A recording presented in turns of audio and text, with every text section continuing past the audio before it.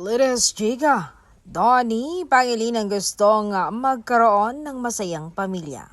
Ginulat ni Donnie Pangilinan ang mga sausawer at katkatera sa kanyang latest interview with Showbiz Insider. Diretsahan niya kasing inamin na gusto niyang magkaroon ng pamilya in the future. Masayang pamilya tulad ng kanyang kapatid na si Ella Pangilinan, Miranda at mga pinsan na may kanya-kanya ng mga asawa.